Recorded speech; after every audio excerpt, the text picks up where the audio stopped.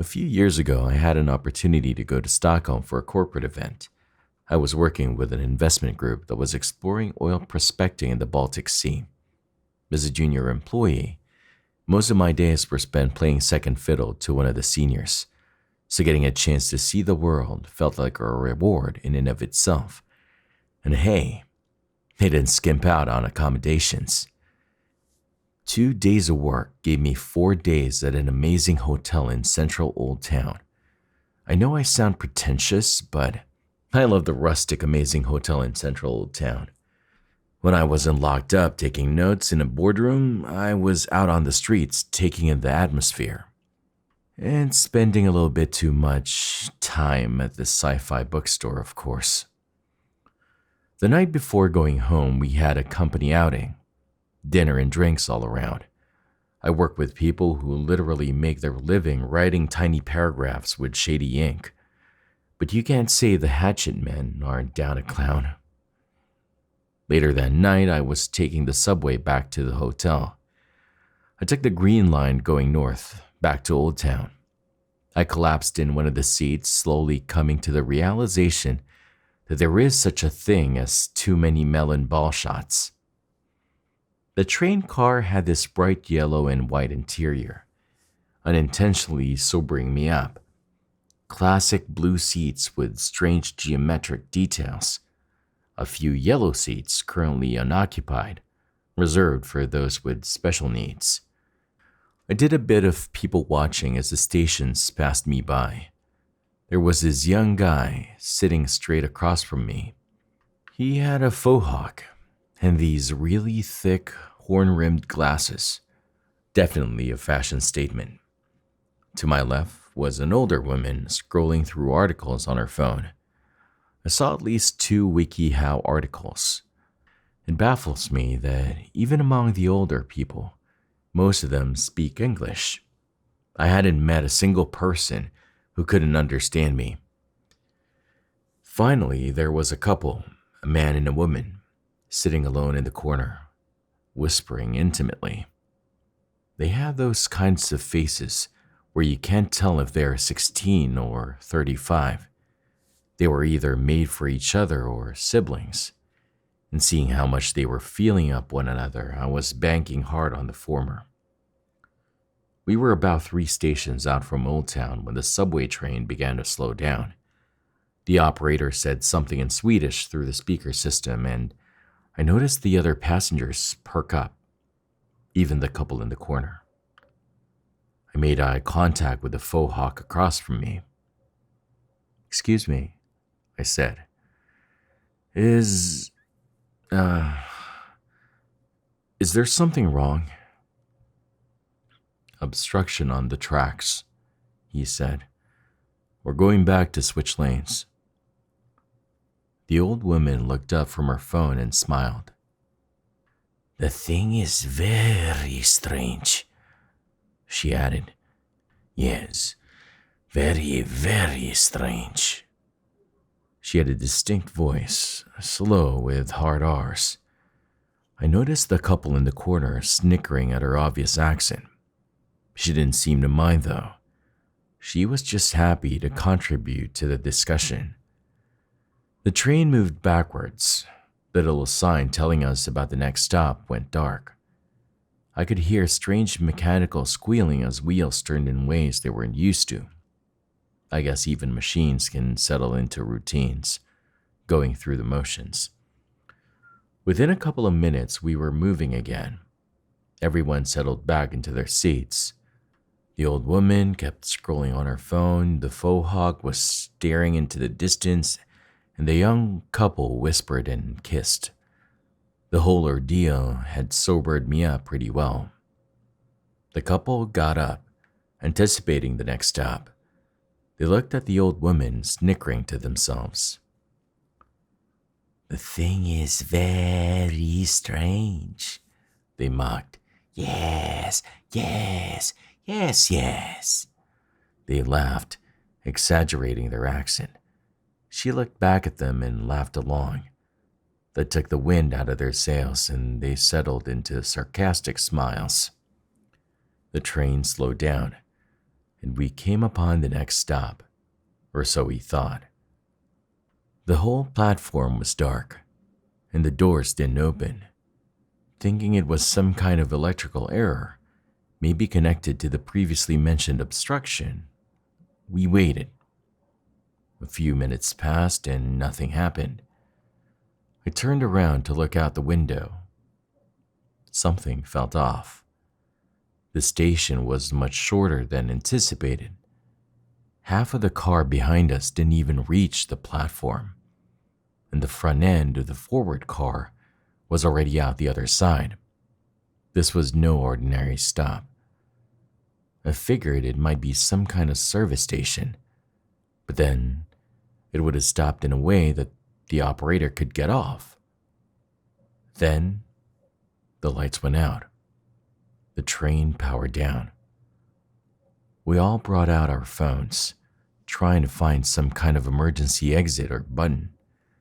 The man of the couple tried to make a gap in the doors to force them open. His girlfriend scolded him in Swedish, and he stepped back, defeated. She pointed at a hatch and a green handle next to the door, some kind of emergency opening mechanism. Just as she was about to pull it, she stopped.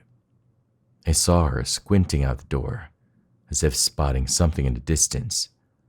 The rest of us did the same, trying to figure out what she was looking at. In the distance, a light flickered. There were people on the platform.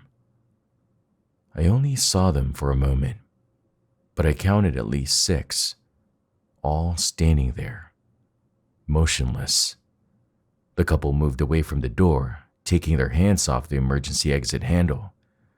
They backed away and placed themselves on the yellow seats. Immediately, the old woman perked up. Those chairs are for the others, she said. You shouldn't not be sitting there. The man of the couple snapped back at her angrily, ranting in Swedish. The old woman nodded, listening intently. I want everyone to be included, she said. You shouldn't not be rude. The man in the couple looked straight at me. I think it was hard to tell in the dark. Are you brain damaged? He asked. Not unless you count having melon ball shots, I shrugged. He turned to the faux hawk, asking the same question. Faux hawk didn't engage. No brain damaged people here? The man grinned. I guess we can sit wherever we want. A pale light on the platform came on, and this time, it stayed on. There were way more people than I'd anticipated. I counted 12 off the top of my head, but I could have sworn I saw more of them in the distance. They were all dressed in black. Hoodies, leather jackets. Some had balaclavas. Others had white scarves. All wearing gloves and standing perfectly still, distributed evenly throughout the small platform. I could see their chests rising and falling. It almost looked synchronized. One of them stood out. She was a bit shorter and thinner than the rest, possibly a teenager. She had this dark gray windbreaker covered in white handprints. Her head was covered in a black stretch fabric. It didn't even have a cutout for the eyes. It took me a few seconds to realize she was holding something. She held a black and red cable, one in each hand. A car battery rested on the dirt-stained floor tiles next to her. Everyone jumped out of their seats to look out the window. Faux hawk sprung into action, reaching for the emergency phone, a line directly connected to the train operator. He tried it a few times, but couldn't get a connection. The woman of the couple pulled out her phone, but couldn't get a signal. She held the phone up high and walked around, grunting with frustration. Every now and then she'd look back out the window, making her pace faster. Fohawk pointed to the back of the train car. "Reception sucks around Old Town," he said. "Try the back." She did, but there was nothing. A single bar of reception flickered on and off. Meanwhile, the people on the platform hadn't moved a muscle. The emergency phone rang. We all looked at one another. The couple seemed paler, and Fohawk had a bead of sweat running down the side of his temple. The old woman squinted, as if trying to discern some detail about the people outside. The phone rang 4 times before Fohawk finally picked it up. When he did, every speaker in the train car screeched to life. We covered our ears as the volume equalized.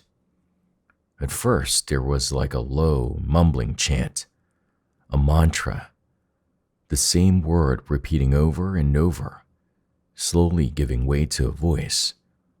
A young woman speaking with a long, drawn-out drawl, like someone stretching after a long sleep. "You should, step out," the voice said. "First one out gets to, walk away." We hung on those words. They bounced off the walls, finally settling in the back of my head. We passed looks back and forth, trying to figure out what was going on. No one moved a muscle. "Just the first," the voice continued. Let's go." The man of the couple pushed forward. His girlfriend clung to his arm, but he pushed her away. Fohawk raised his hands, asking the man to wait, and received a swift haymaker to the side of his face, breaking his glasses in half. The woman kept yelling at him, but he didn't even bother to respond. I could tell from context that his name was Roger. She tried once again to hold him, but this time, he pushed back, hard. She was sent reeling back. She collapsed into one of the yellow seats. The man, Roger, opened the emergency door and stepped out. Everything went quiet. The old woman shook her head and tapped me on the shoulder. "Very dumb," she said. "Very dumb man." I went over to help Fohawk get back up. He was still a bit disoriented, maybe even mildly concussed. He'd taken one hell of a punch. Roger stepped up to the girl with the cables, quietly asking her something. She looked up at him as a speaker sparked back to life. "No," she said. Her voice echoed not only through the station, but through the speakers, like she had some kind of microphone. Roger protested, pointing at the exit to the left, a spiral staircase leading upwards. It was obvious that she'd said something that bothered him. He paced back and forth. "Because," she continued, "I never, like the first one." The bulbs started to flicker on and off, like a strobe light. It framed the scene like a series of Polaroids, every flash bringing something new. I saw Roger being grabbed by someone on his left, then fighting off someone grabbing him from behind. Somewhere, the click of a switchblade. Countless arms holding him down, stretching him out. And then, knives. Screams. Some from him, some from his girlfriend. Fohawk did his best to hold her back as he yelled for me to close the doors. Stabbings are silent. It's not like the movies, where you can hear the swing of a blade. It's quiet and terrifying. It's the people that make the noise, not the weapon. With every blink of the light, I saw another stab. Some to his legs, a few to his shoulders. Moments later, he was pushed onto his knees before the young woman. She tilted her head, looking first at him, then at us. "Too greedy," the voice crackled over the speakers. "We want purebreds." She plunged the cables into his neck. It only took moments for the smell of burnt hair to reach us. I heard his muscle spasms as he collapsed onto the tiled floor, taking shock after shock after shock, straight to the neck. Even at a distance, I saw how the skin contracted, blackened and cracked at the seams. His girlfriend kept screaming his name. She couldn't help herself. She collapsed onto the floor, her hands feebly smacking against the thick glass of the now closed subway doors. The voice returned, now with a slight gasp. I couldn't tell if it was exertion or excitement. "We're, weeding bad ones," she huffed. "Now give us the one with the most time." We all looked at one another but didn't know what to say. My eyes kept getting drawn back to the remains on the platform, still bleeding from half a dozen open wounds. Smoke rose from his mouth. The old woman broke the silence. "I am Evelina," she said. "I am 76th year old." She held the hand out to Fohawk. He took it. "Casper," he said. "I'm 24. I introduced myself, telling them I'd had my 32nd birthday not 2 weeks ago. The final member of our group was too panicked to speak. She kept wailing, repeating Roger's name and weakly clawing at the window. She'd reverted into some primal state, like a child crying for its mother. "I have had most of all time," said Evelina. "Many years." "I think they mean who has the most time left," said Casper. "That would be me." "Oh, I got the many years left," smiled Evelina. "I'm a gunpowder lady." I tilted my head but didn't get the question out. Casper tapped me on my shoulder. "It's just an expression," he said. "Like, son of a gun?" "Right," I nodded. "I don't think that counts, though."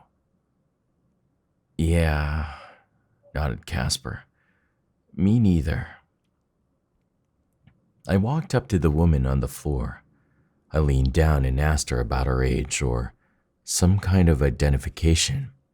She buried her face in her hands, and I saw streaks of tears seeping through the gap in her fingers. She was shaking and kept rocking back and forth. All the fire had burned out of her, leaving only the remains of a mind behind. Casper moved up to one of the windows and smacked it. "Hey," he yelled. "Do you mean the oldest or youngest?" There was no response. The people on the platform just stood there, their chests rising and falling in unison. Their excitement was palpable. Some of them hadn't put away their switchblades yet. One of them had a one-handed fork, still dirty from toiling in the garden. "You hear me?" continued Casper. "I said..." There was a loud smack as 6 pale hands pressed against the window. They'd come out of nowhere. 3 people looking right at him, as if responding to a challenge. They seemed young. 2 of them wore white scarves, while the third had some kind of turtleneck pulled all the way over his nose. Their pupils were dilated, making their eyes look completely black. At this distance, I could see them trembling with excitement. One of them kept stomping with his foot. One of them had a shaky hand, making it tap against the glass. One of them pressed themselves so hard against the window that I could see the fog of his breath. Casper fell backwards, tripping over his own feet. His mouth was wide open, as if trying to force more air into his lungs. I don't know what to do. He shook his head, moving his mouth. Maybe the words would find themselves. I don't know. As they backed away from the window, I grabbed the woman on the floor. I forced her hands down and stared into her face. She looked so different. Her mascara was running. I need you to tell me your age, I said. Please, tell me how old you are. I'm... She tried to get it out, but every word got stuck in her throat. Hannah. And how old are you, Hannah? She looked at the other 2, as if trying to understand what I was asking. They want the youngest, said Casper. The one with the most time. Are they letting us go? Maybe. She took a few deep breaths, closed her eyes, and dropped her voice to a semi-whisper. I'm 21, she said.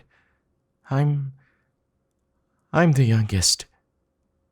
Evelina smiled and moved over to help Hannah off the floor. Hannah took her hand and got up, leaning against her handrail.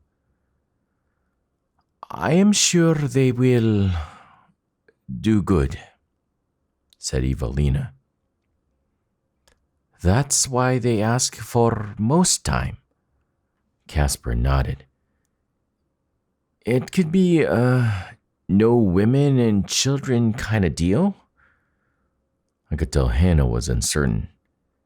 Maybe they'd let her go. Maybe not.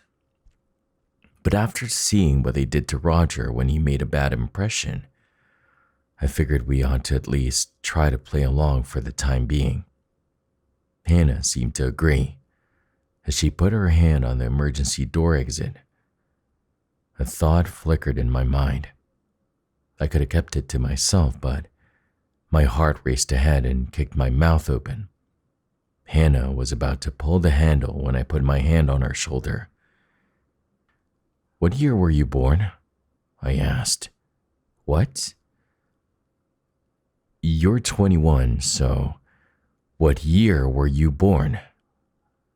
She stopped. Her eyes moved back and forth between us as if scanning for an answer. I can't think, she said. What does it matter? Just answer the question. It's 2002? Casper stepped up, staring daggers at her. What month? He asked. January, she responded. Just let me... Oh, smiled Evelina. We have same star sign. Great, said Hannah. I'm going. Hannah gave me the side eye as I grabbed her wrist.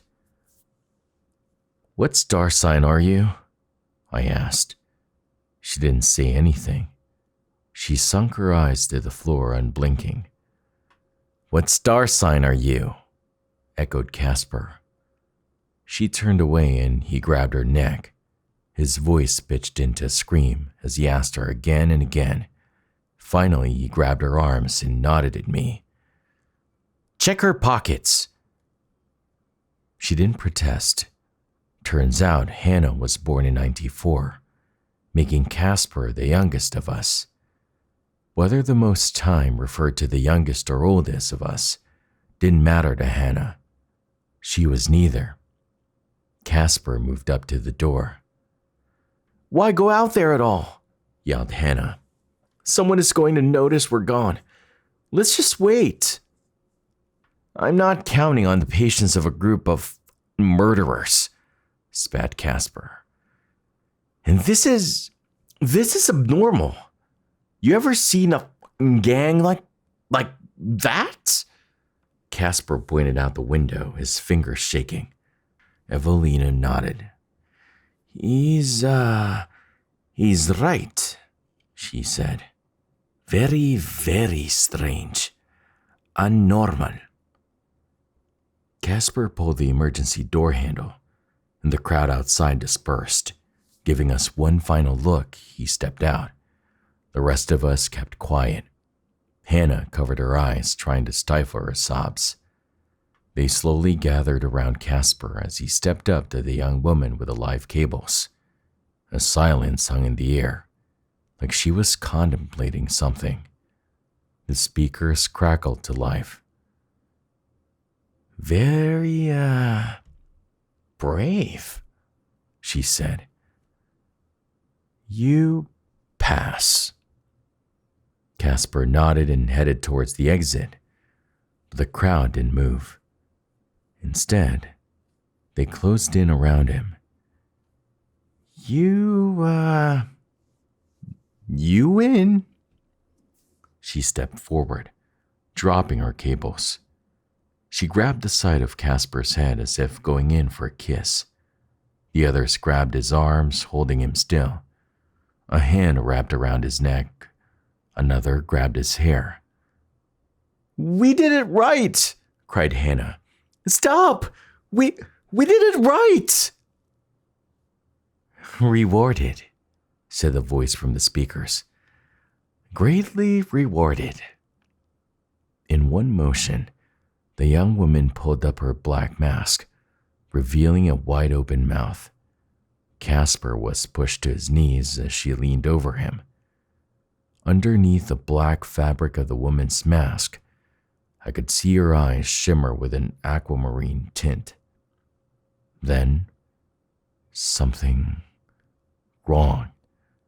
It was only a split second, but as she leaned over him, her jaw widened like a hungry snake.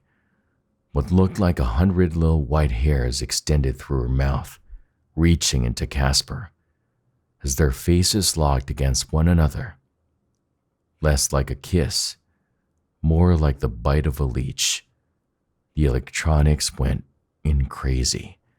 The speaker cycled through radio channels, podcasts, police radios, phone calls, everything with this signal.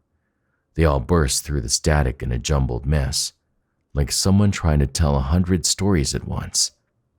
And somewhere in there, her words reverberated. "Greatly rewarded." And then a new voice cut through the static. "Casper." "Thank you," he laughed. Thank you." Hannah had stopped crying. We all stared out the window, seeing Casper still on his knees. One by one, the hands let him go. He didn't make the slightest effort to run. He stayed there, looking straight ahead. The young woman pulled her mask back down, picked up her cables, and took a deep breath. They're just gonna kill us," said Hannah. "Kill us, or that..." Evelina hesitated, as if trying her best to find the right words. "We need to wait. See what them say." "So they can do it again? So they can take me too? No! Hannah got up and ran to the back of the train car. I tried to keep up, but Evelina put a hand on my shoulder. Our eyes met, and she shook her head. She, uh, she needs to do what she needs to do, she said. She can still change. Hannah hurried to the second exit and pulled the handle. There weren't as many people on the platform there, but I could see over a dozen of them turn their attention her way. The doors squeaked open and Hannah pushed herself through. But instead of heading for the obvious exit, she dropped down on the tracks. So many of them went after her.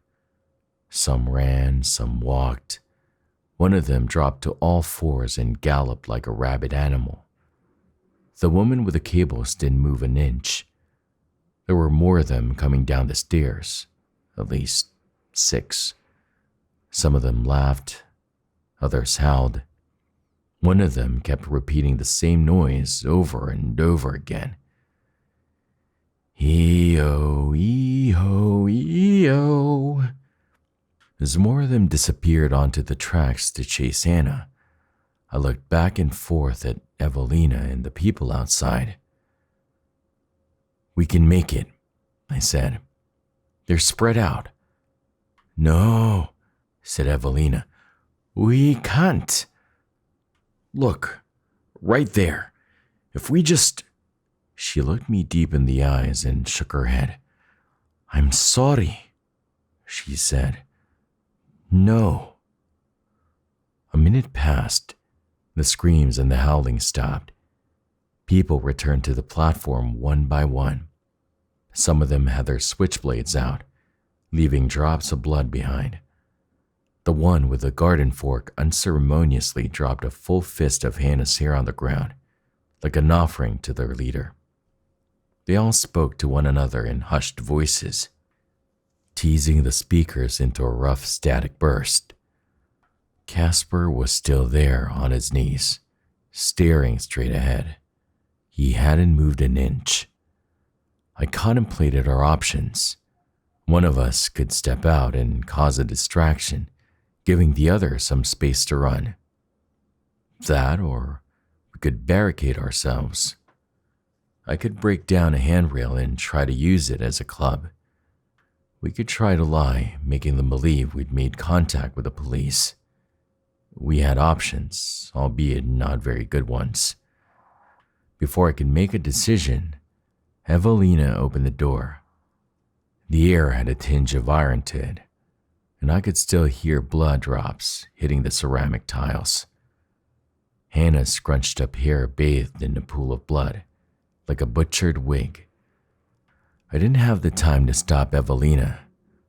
Before I knew it, she'd stepped out, and I'd taken a step to follow her. She turned to me with a smile, nodding for me to come along. Despite everything, she'd kept a leveled head. At most, it had all been strange. She hadn't cried, screamed, or begged. I guess that's what made her a gunpowder lady. I couldn't leave her. There was a confidence to her steps that I just couldn't match, and I had to see her plan unfold. She wanted me to follow, so I followed. She made her way to the young woman with the cables.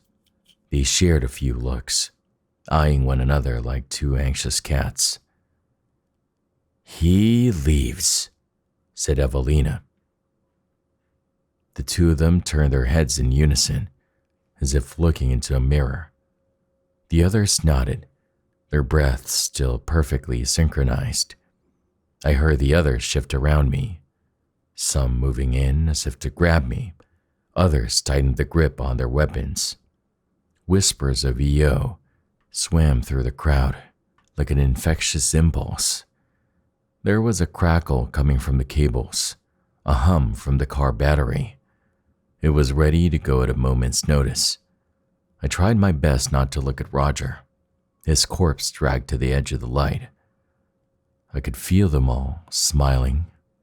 There was a sickly excitement in the air. Yes, wheezed the woman. Yes, he leaves. Evelina turned to me, giving me a quick hug, a slap on the back. You can go to Away, she said. It is okay. What? It was the only word I managed to conjure. Everything else seemed lackluster.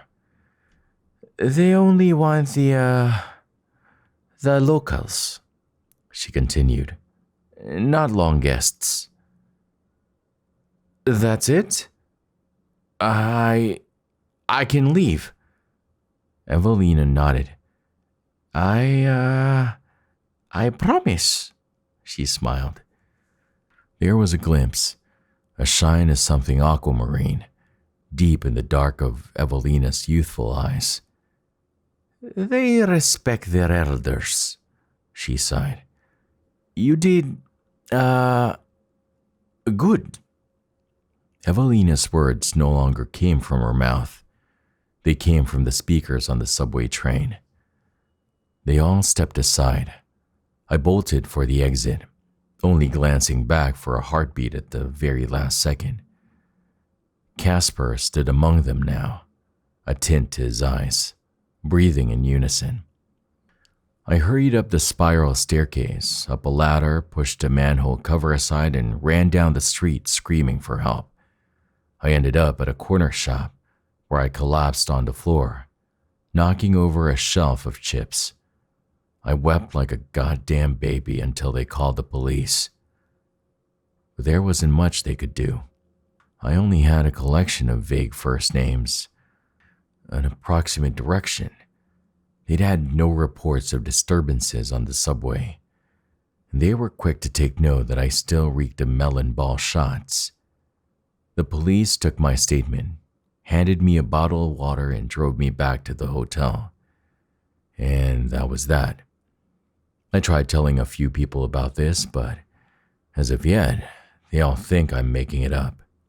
It's simply too outlandish to make any sense of. I don't know what kind of bizarre recruitment drive I survived that night, but I won't be back to ask questions anytime soon.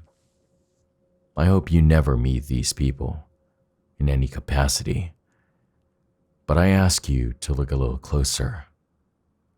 Check their breathing. See their eyes. Search for a hint, and don't turn your back on them. And please, don't try to run.